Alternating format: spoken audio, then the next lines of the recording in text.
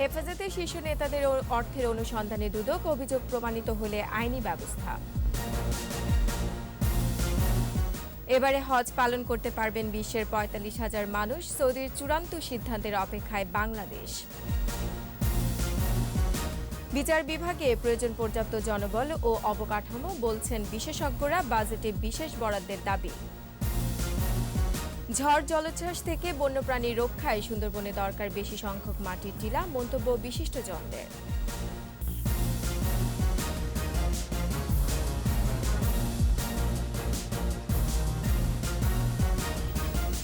শুনছিলেন first security ইসলামী bank limited সংবাদ শিরোনাম। আমন্ত্রণ জানাচ্ছি সকাল ৯টার ২১ সংবাদে। সাথে আছে আমি রোমানা আমিন। দর্শক, ২১ টেলিভিশনের সংবাদ একই সাথে সরাসরি দেখতে পাবেন আমাদের ফেসবুক পেজ www.facebook.com/2124 অনলাইনে।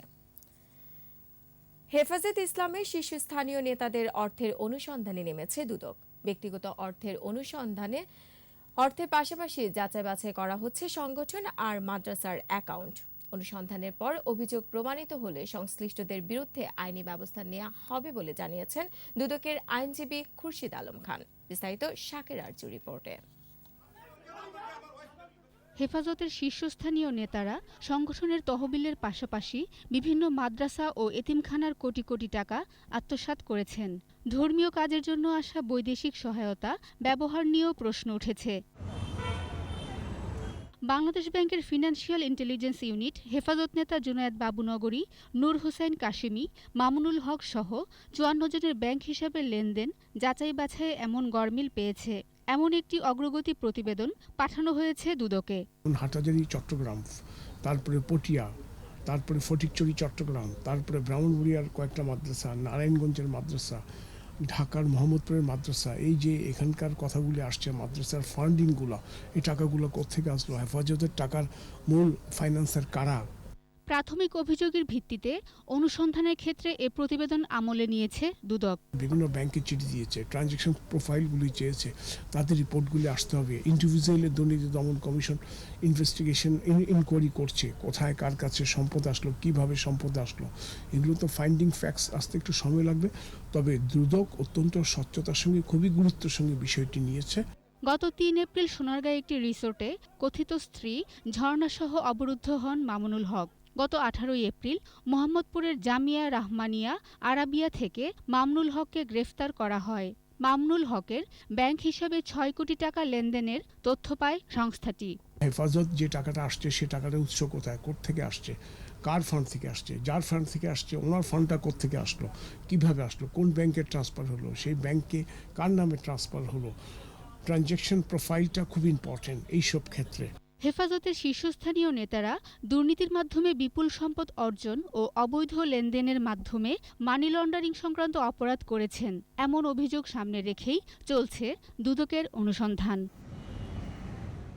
শাকের আরজু, ২১ টেলিভিশন, ঢাকা। সৌদি স্বাস্থ্য মন্ত্রণালয়ের প্রস্তাবনা অনুসারে এবছর সারা বিশ্ব থেকে মাত্র ৪৫,০০০ হজ যাত্রী হজ পালন করতে পারবে বলে জানালেন হজ এজেন্সি অ্যাসোসিয়েশন অব বাংলাদেশের সভাপতি শাহাদাত হোসেন তসলিম। বললেন, সে হিসেবে বাংলাদেশ থেকে অল্প সংখ্যক হজ যাত্রী হজে অংশ নিতে পারবেন। তবে সৌদি সরকারের চূড়ান্ত সিদ্ধান্তের অপেক্ষায় হজ নিয়ে ৩ পর্বের ধারাবাহিকের প্রথম পর্ব জানাচ্ছেন জসিম জুয়েল। ২০২১ সালেও মুসল্লিরা হজ পালন করতে পারবেন কিনা তা নিয়ে এখনও সন্দেহ পুরোপুরি কাটেনি। সারা বিশ্বের মুসল্লিরা অপেক্ষায় আছেন সৌদি সরকারের চূড়ান্ত সিদ্ধান্তের। এরই মধ্যে সৌদি আরবের স্বাস্থ্য মন্ত্রণালয় ২০২১ সালে ৬০,০০০ হজ যাত্রী নিয়ে হজ পালনের প্রস্তাবনা দিয়েছে, যার মধ্যে সৌদি আরবেরই ১৫,০০০, বাকি ৪৫,০০০ হজ যাত্রী যাবেন পৃথিবীর নানা দেশ থেকে।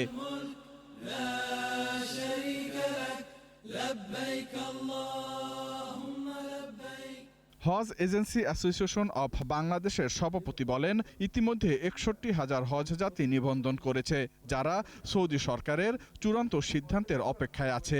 ২০২১ সালে হজে যাওয়ার জন্য প্রায় ৬১,০০০ হজ যাত্রী নিবন্ধন করে টাকা জমা দিয়ে অপেক্ষা করছেন, ২১ সালে যাবেন। কিন্তু আমরা সৌদি আরবের সিদ্ধান্তের অপেক্ষায় আছি। এর মধ্যে সৌদি সরকারের স্বাস্থ্য মন্ত্রণালয় ইতিমধ্যে একটি সার্কুলার জারি করেছে যে বহির্বিশ্ব থেকে ৪৫,০০০ হজযাত্রী ২০২১ সালে হজ পালন করতে যেতে পারবেন। তবে বাংলাদেশ থেকে কত হজ যাত্রী অংশ নিতে পারবেন তা নিশ্চিত করে বলতে না পারলেও সংখ্যা যে খুব বেশি হবে না সেটাও জানালেন হাব সভাপতি। হজ পরিচালনার মূল অথরিটি সৌদি হজ ও উমরা মন্ত্রণালয়। সৌদি হজ ও উমরা মন্ত্রণালয় বাংলাদেশকে এখনও পর্যন্ত অফিসিয়ালি কিছু না জানানোর কারণে আমরা এখনও কনফার্ম হতে পারছি না যে বাংলাদেশ থেকে যেতে পারবেন কিনা এবং যেতে পারলে সেটার সংখ্যা কত হবে। তবে হজ এজেন্সি অ্যাসোসিয়েশন অফ বাংলাদেশ সব ধরনের প্রস্তুতি নিয়ে রেখেছে বলে জানালেন সভাপতি। জসিম জুয়েল, ২১ টেলিভিশন, ঢাকা। এবারে বাজেট প্রসঙ্গ।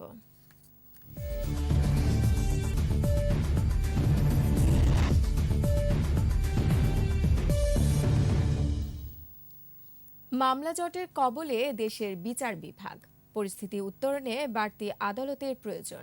এছাড়া বিচারক সহ প্রয়োজনীয় অবকাঠামো নির্মাণ ও কর্মকর্তা কর্মচারী নিয়োগের বিষয়টিও রয়েছে আলোচনায়।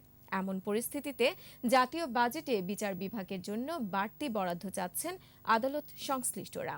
এছাড়া করোনায় ক্ষতিগ্রস্ত আইনজীবীদের জন্য প্রণোদনার দাবিও তাদের। শাকের আরজু রিপোর্ট। আদালতগুলোতে বেড়েই চলেছে মামলা জট, সেই সাথে আছে বিচারকের অভাব, রয়েছে অবকাঠামো সংকট। দেশে একদিনে গড়ে যতগুলো মামলা নিষ্পত্তি হচ্ছে, নতুন করে দায়ের হচ্ছে তারও বেশি। এতে আদালতগুলোতে বিচারাধীন মামলার সংখ্যা দিন দিন বাড়ছে, যার সংখ্যা এখন ৩৬ লাখেরও ওপরে। বিশেষজ্ঞরা বলছেন, বিচার বিভাগকে এমন পরিস্থিতি থেকে বের করে আনতে দরকার প্রয়োজনীয় জনবল, পর্যাপ্ত অবকাঠামো ও সংশ্লিষ্টদের দক্ষতা বৃদ্ধিতে উন্নত প্রশিক্ষণ। তাই বাজেটে বিশেষ বরাদ্দ থাকা জরুরি। সেইখানেও কিন্তু কিছুটা আরও কাজ করতে হবে আমাদের। এইখানে টেকনোলজির ইউজের জন্য বিভিন্ন ধরনের সরঞ্জাম ক্রয় করতে হবে। আর বিচারকের সংখ্যা বৃদ্ধির ব্যাপারে আমাদের যে আইনে বিদ্যমান আইন আছে, প্রতি বছর ১০০ জন করে বাড়ানো হয়, সেই অনুযায়ী প্রতি বছরই বাড়ানো হচ্ছে। এদিকে করোনার কারণে স্বাভাবিক ছিল না আদালত পাড়া, ক্ষতিগ্রস্ত হয়েছেন পেশাদার আইনজীবীরা। তাই প্রণোদনার জন্য বাজেটে বিশেষ বরাদ্দ চান তারা। আদালত বন্ধ থাকার কারণে আইনজীবীরা কোনো কাজ করতে পারছেন না। সেই কারণে আইনজীবীদের জন্য যদি এই বাজেটে বরাদ্দ রাখা হয় এবং প্রতিটা আইনজীবী সমিতির মাধ্যমে বা বাংলাদেশ বার কাউন্সিলের মাধ্যমে যদি আইনজীবীদেরকে আর্থিক প্রণোদনা বা সহায়তা দেওয়া হয়, তাহলে আইনজীবীরা এবং বিচার বিভাগটাও সমৃদ্ধ হবে। এটা হতে পারে যে এই বাজেটে এমন একটা প্রভিশন রাখা যে আমরা যে পরিমাণ কোর্ট ফি জমা দিই তার একটা পার্সেন্টেজ যেন লয়াররা ফেরত পেতে পারে, তার একটা বিধান কিন্তু বাজেটে অন্তর্ভুক্ত করা যেতে পারে। চলতি অর্থ বছরে আইন ও বিচার বিভাগের জন্য বরাদ্দ ছিল ১,৬৫০ কোটি টাকা, আর সুপ্রিম কোর্ট পায় ১৯৫ কোটি টাকা। এতে মোট বরাদ্দের পরিমাণ দাঁড়ায় ১,৮৪৫ কোটি টাকা। এই হিসেবে বাজেটের ১০০ টাকার মধ্যে বিচার বিভাগ পেয়েছে ৩৫ পয়সা। পরিসংখ্যান বলছে, দেশে প্রতি ১ লাখ মানুষের জন্য বিচারক আছেন মাত্র একজন। আদালতের সংখ্যাও অপ্রতুল। বিচার বিভাগের এই সীমাবদ্ধতাই মামলা জট বাড়াতে বড় ভূমিকা রাখছে বলে মনে করেন বিশেষজ্ঞরা। শাকেরা আরজু, ২১ টেলিভিশন, ঢাকা। ভালো নেই সুন্দরবনের প্রাণ প্রকৃতি। ঘূর্ণিঝড় ইয়াসের প্রভাবে বনের হরিণসহ ভেসে গেছে অনেক প্রাণী। বিশেষজ্ঞরা বলছেন, বনের মধ্যে বেশি সংখ্যক মাটির টিলা তৈরি করতে হবে, অন্যথায় ঝড় জলোচ্ছ্বাসের হাত থেকে বন্যপ্রাণী রক্ষা করা যাবে না। মংলা প্রতিনিধি আবুল হাসানের রিপোর্ট, জানাচ্ছেন মাসুম আলিসা। ঘূর্ণিঝড় ও জলোচ্ছ্বাসে উপকূলবাসীকে আগলে রাখে সুন্দরবন। প্রতিদিন ২ বার সমুদ্রের লবণাক্ত পানিতে প্লাবিত হয় বনের প্রায় ৬৯ ভাগ। সুন্দরবন বিশ্বের সবচেয়ে বৃহৎ জলাভূমি শুধু নয়, ইউনেস্কোর রামসার এলাকা হিসেবেও স্বীকৃত। জীববৈচিত্র্যের আধার সুন্দরবনে সরকারি হিসেবে ১১৪টি বাঘ, ১.৫ লাখ হরিণ সহ ৩৭৫ প্রজাতির প্রাণীর বসবাস। পানিতে রয়েছে বিলুপ্ত প্রজাতির ইরাবতী ডলফিন সহ ৬ প্রজাতির ডলফিন। ঘূর্ণিঝড় ইয়াসের প্রভাবে সুন্দরবনের জীববৈচিত্র্যের ব্যাপক ক্ষতি হয়েছে। পানির তোড়ে ভেসে গেছে হরিণ সহ অনেক বন্যপ্রাণী। ক্ষতি হয়েছে বনরক্ষীদের থাকার আবাসস্থলও। ৬০টা মৃত হরিণ উদ্ধার করেছি এবং 2টা জীবিত হরিণ উদ্ধার করেছি। এছাড়া আমাদের 19টা জেটি ক্ষতিগ্রস্ত হয়েছে এবং 24টা অফিসের রাস্তা ক্ষতিগ্রস্ত হয়েছে, 2টে ফুড ট্রেল একটা টাওয়ার এবং 2টা গোলঘর ক্ষতিগ্রস্ত হয়েছে।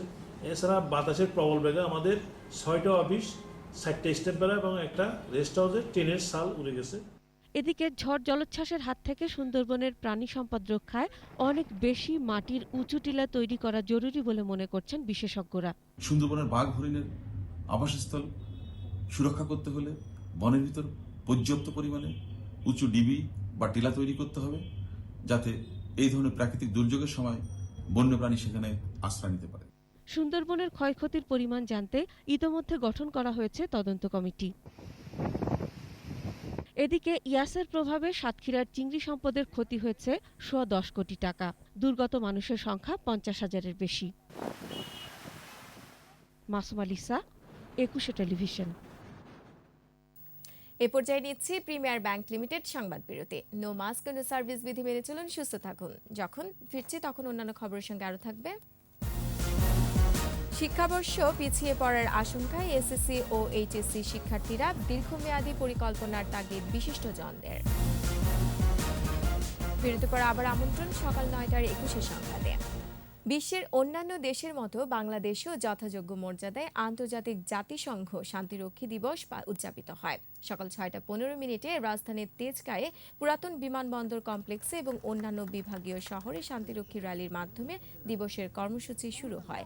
পররাষ্ট্রমন্ত্রী প্রধান অতিথি হিসেবে র্যালির উদ্বোধন করেন। শান্তিরক্ষী র্যালিতে সশস্ত্র বাহিনী বিভাগের প্রিন্সিপাল স্টাফ অফিসার, জাতিসংঘের আবাসিক সমন্বয়কারী, সশস্ত্র বাহিনী ও পুলিশের শান্তিরক্ষীরা, পররাষ্ট্র মন্ত্রণালয়, বাংলাদেশের জাতিসংঘের বিভিন্ন সংস্থা এবং আন্তঃবাহিনী সংস্থাসমূহের প্রতিনিধিরা অংশগ্রহণ করেন। জাতিসংঘ শান্তিরক্ষা কার্যক্রমে অংশগ্রহণকারীরা বিশ্বের সকল দেশের শান্তিরক্ষীদের অসামান্য অবদানকে গভীর শ্রদ্ধার সাথে স্মরণ করা হয়। The contribution of all the peacekeepers who are serving round the clock to protect many of the world's most vulnerable areas with dedication, distinction and courage. সরকারি ঘোষণা অনুযায়ী শিক্ষা প্রতিষ্ঠান খোলার পর এসএসসি ও এইচএসসি পরীক্ষার্থীদের যথাক্রমে 60 দিন ও 84 দিন ক্লাস করতে হবে। এরপর 2 সপ্তাহ বিরতি দিয়ে হবে পরীক্ষা। পরীক্ষার নির্ধারিত সময় পার করে আসা শিক্ষার্থীরা এই দীর্ঘ বিরতিতে এক শিক্ষাবর্ষে পিছিয়ে পড়ার আশঙ্কা করছে। এ অবস্থায় শিক্ষাবিদদের পরামর্শ সমন্বয়ের, একই সাথে ঘাটতি পুষিয়ে নিতে দীর্ঘমেয়াদী পরিকল্পনার তাগিদও দিয়েছেন তারা। আকবর হোসেন সুমনের 2 পর্বের ধারাবাহিক প্রতিবেদনের দেখুন আজ শেষ পর্ব। সাধারণত ফেব্রুয়ারি থেকে মার্চে এসএসসি ও এপ্রিল মেতে এইচএসসি পরীক্ষা অনুষ্ঠিত হয়। বৈশ্বিক মহামারী করোনার প্রভাবে গেল বছর মার্চে শিক্ষা প্রতিষ্ঠান বন্ধের ঘোষণায় পরীক্ষাও পিছিয়ে যায়। এবছরও নির্ধারিত সময় থেকে পিছিয়ে গেছে মাধ্যমিক ও উচ্চ মাধ্যমিক স্তরের পরীক্ষা। শিক্ষার্থীরা বারবার প্রস্তুতি নিয়েও পরীক্ষায় বসতে পারছে না। তবে সুখবর দিয়েছে শিক্ষা মন্ত্রণালয়। 13 জুন থেকে প্রাথমিক, মাধ্যমিক, উচ্চ মাধ্যমিক সকল শিক্ষা প্রতিষ্ঠান খুলে দেবার সিদ্ধান্ত গৃহীত হয়েছে। পরীক্ষা হবেই, তবে শিক্ষা প্রতিষ্ঠান খোলার পর 2021 সালের এসএসসি পরীক্ষার্থীদের ক্লাস করতে হবে 60 দিন, আর এইচএসসি পরীক্ষার্থীদের ক্লাস করতে হবে 84 দিন।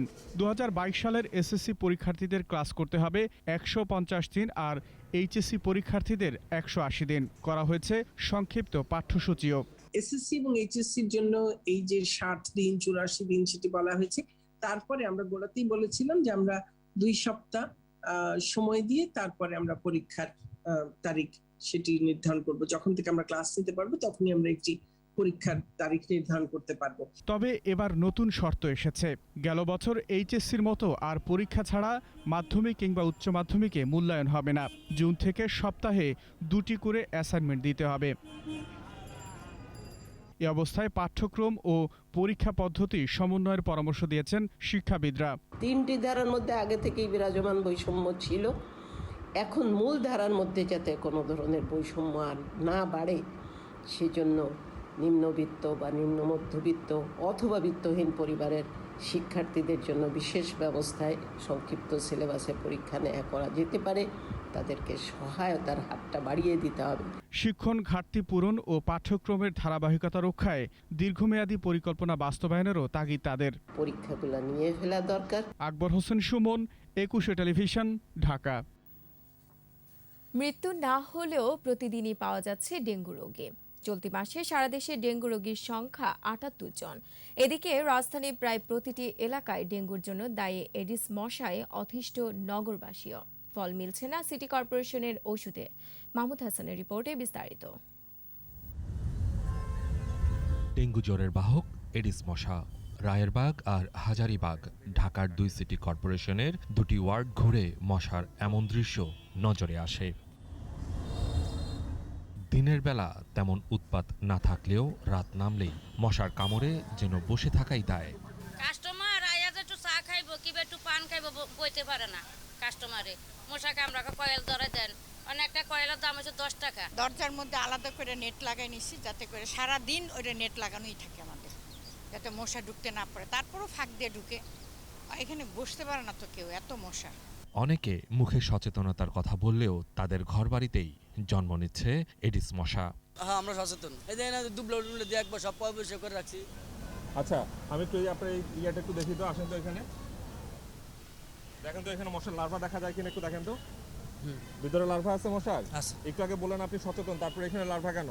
পানি জমে আছে আর কি। এদিকে সিটি কর্পোরেশনের ছিটানো ওষুধের উপর বিশ্বাস রাখতে পারছেন না সাধারণ মানুষ। আছে নানা অভিযোগ। মশার জন্য এই এলাকায় আমরা টিকতে পারতেছি না। আমাকে মেয়রও নাই, মেয়রও তো ভুল হয় না দিকে, বা কোনো হইলে ওষুধ এলারা অন্য অন্য যায়। হ্যাঁ করে পয়সা দিলে আপনার এই জায়গায় আইবেন, রেহাও দিবেন না, 10 টাকা 20 টাকা ধরা দিতে। ওষুধ দিয়ে যায়, 1 ঘন্টা পরে আবার মশা হয়ে যায়। হয় ওটা কোনো যে ওষুধ তো কাজে লাগে না, প্রকৃত ওষুধ কিনা তাও জানি না। স্বাস্থ্য অধিদপ্তরের সমীক্ষায় সারা দেশে মৃত্যু না থাকলেও ডেঙ্গু আক্রান্ত রোগীর সংখ্যা ৭৮ বলে জানানো হয়। মাহমুদ হাসান, একুশে টেলিভিশন, ঢাকা। দিনাজপুরের সুস্বাদু লিচু এখন বাজারে। করোনার কারণে জেলা প্রশাসনের ব্যবস্থাপনায় শহরের বড় মাঠে গড়ে উঠেছে ফল মার্কেট। চাষি ও ব্যবসায়ীরা জানান, প্রথম পর্যায়ে বেদনা, চায়না 3, কাঁঠালি ও মাদ্রাসি জাতের লিচু বাজারে এসেছে। দিনাজপুর প্রতিনিধি চিত্ত ঘোষের রিপোর্ট, জানাচ্ছেন সমর ইসলাম। বাগানে পেকে উঠেছে প্রায় সব ধরনের লিচু। এরই মধ্যে বেদনা, চায়না 3, কাঁঠালি ও মাদ্রাজি জাতের লিচু বাজারে এসেছে। দামও বেশ ভালো, তবে ফলন কম হওয়ার কথা বলছেন চাষিরা। গতবার অনেক বেশি ছিল, গতবার থেকে এবার অনেক লিচু কম, অর্ধেকেরও কম। বর্তমানে 180 থেকে 200 টাকা সহ বিক্রি হচ্ছে, পাইকারি বাগানে বিক্রি করতেছি। ফল কম আছে, এই জন্য আমাদের কাজের চাপ কম। গতবারের তুলনায় এবার মালের দাম মোটামুটি ভালো আছে, কিন্তু মালে এবার ফলন অত্যাধিক কম। মাল কমের কারণে আমাদের আড়তদারে কম আসতেছে, কিন্তু কৃষকরা দাম ন্যায্য মূল্য পাচ্ছে। ফলন কম হওয়ার কথা স্বীকার করে ভালো দাম পেতে কাঁচা লিচু গাছ থেকে নামাতে বারণ করেন কৃষি কর্মকর্তারা। উৎপাদন একটু কম হয়েছে, সেটাই বেশ কিছু দোকানে কাঁচা লিচু ভাঙা হচ্ছে। এটা হয়তোবা ঝড় হলে ক্ষতিগ্রস্ত হবে, কিন্তু এই সংখ্যায় এরকম কাঁচা লিচু ভেঙে এই পণ্যটাকে নষ্ট করা হয়তো আমাদের ঠিক হবে না। করোনা পরিস্থিতিতে রসালো এই ফলের বেচা বিক্রি নিয়ে দুশ্চিন্তায় ছিলেন চাষি ও ব্যবসায়ীরা। বিষয়টি বিবেচনায় জেলা প্রশাসনের ব্যবস্থাপনায় শহরের বড় মাঠে গড়ে তোলা হয়েছে ফল মার্কেট। এই ফলগুলো যাতে দেশের সর্বত্র সব কর্নারে আমরা সুষ্ঠু ব্যবস্থাপনার মাধ্যমে পৌঁছে যেতে পারি, সেই জন্য জেলা প্রশাসনের উদ্যোগে আমরা লিচুর যে বিপণন বিষয়টিকে এবং ব্যবস্থাপনা বিষয়টিকে আমরা একটি উন্মুক্ত জায়গায় নিয়ে এসেছি। চলতি মৌসুমে জেলায় ৫,০০০ হেক্টরের বেশি জমিতে লিচুর আবাদ হয়েছে। সমর ইসলাম, একুশে টেলিভিশন। জানাবো খেলার খবর।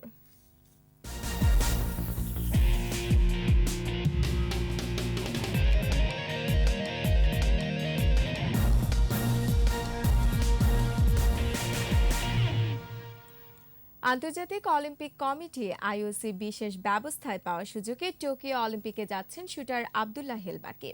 সরাসরি যোগ্যতা অর্জন করতে পারেননি, তাই অলিম্পিকে যেতে পারবেন কিনা তা নিয়ে সংশয়ে ছিলেন শুটার বাকি।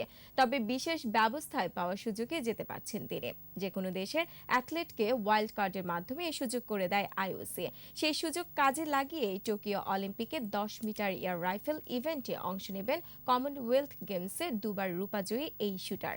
এর আগে 2016 রিও অলিম্পিকে গিয়েছিলেন আব্দুল্লাহ হেলবাকি।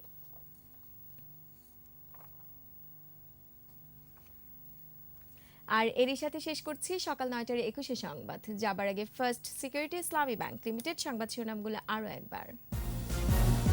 হেফাজতে শীর্ষ নেতাদের অর্থের অনুসন্ধানে দুদক, অভিযোগ প্রমাণিত হলে আইনি ব্যবস্থা। এবারে হজ পালন করতে পারবেন 20,45,000 মানুষ। সৌদির চূড়ান্ত সিদ্ধান্তের অপেক্ষায় বাংলাদেশ। বিচার বিভাগে প্রয়োজন পর্যাপ্ত জনবল ও অবকাঠামো, বলছেন বিশেষজ্ঞরা। বাজেটে বিশেষ বরাদ্দের দাবি। ঝড় জলোচ্ছ্বাস থেকে বন্যপ্রাণী রক্ষায় সুন্দরবনে দরকার বেশি সংখ্যক মাটির টিলা, মন্তব্য বিশিষ্টজনদের।